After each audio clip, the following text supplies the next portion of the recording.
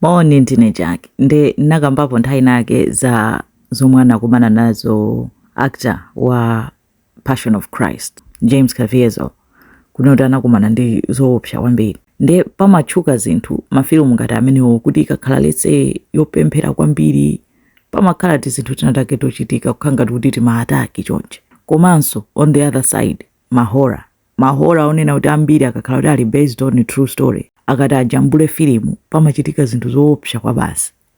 According to my report anthu amene amanenawo chitsanzo filimu ya The Exorcist yomwe anapanga mu 1973 inali filimu yoti inali based on a true story.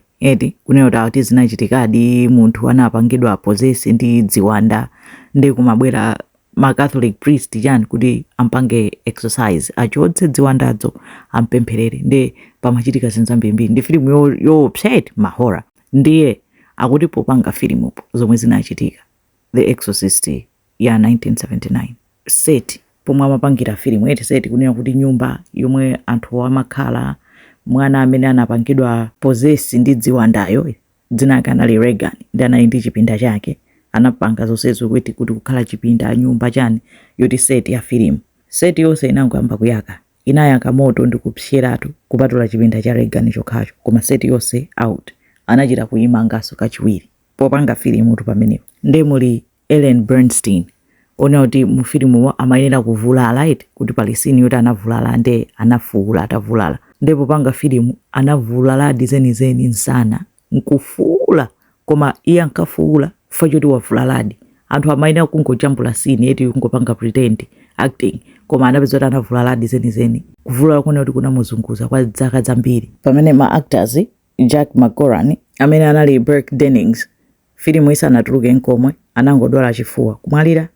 Wina Vasiliki Marianos amene anali amaya bambo ache Akara anapezeka kuti filimuso isanatuluke anangopezeka wamwalira osadwala osatani kungompeza atamwalira. Watchman amene amayang'anira anthu akachokapo Watchman anangopezeka wamwalira. Kenako chipinda cha Regan wa mu filimumo refrigeration yake mayang'aniridwa ndi munthu wina wake operator wa refrigeration anangopezeka wamwalira. Assistant cameraman mwana wake ngopezeka wamwalira. Ma actors onse amakumana ndi zoopsa mpaka na zinafika poti director wa filimu William Friedkin anapita kukapempha priest kuti no abwere azadalitse azapempherere set yonse kuti filimu ipezeke kuti yamalizika mpaka nakutuluka.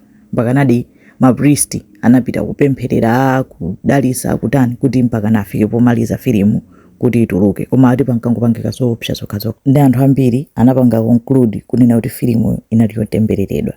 Zinaopsa anthu kwambiri zinali zoti seti yonse kungoyaka moto chinayatsa moto sichidziwika kupseratu chilichonse nkupezeka kuti chipinda chomwe anachipanga kuti chikhale ngati chipinda cha Regan chipinda chokhacho osapsa china chilichonse kukhala bwinobwino mmene chinalili andiyeti kwina konse kunapsa.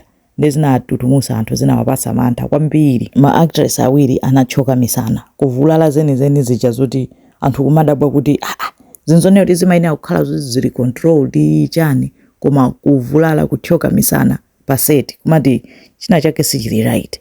Nde pamene panamba kutchuka kunena kuti ndi filimu yotembereredwa koma in the end anayimaliza filimuyo anayitulutsa mu 1973 ndi one of my horrors opsa kwambiri akalero anthawi yomwe anayipanga imene yoyoyo. Nde sinkhani yake yokhayo pali nkhani zambiri zonena kuti maseti ambiri amafilimu amahora onena kuti zotsatira zake zimakhala zoopsa choncho. Nde mafunso nkumakhala kuti chimakhala chili chani kuti ndi maataki eni pakuchitika zinthu ena amati iyayi basi ndi matsoka chabe zosagwirizana.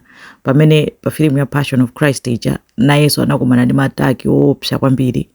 Mafilimu ama demoni wanso pamakhala so maataki soopsa kwambiri kuti cheni chimakhala chani.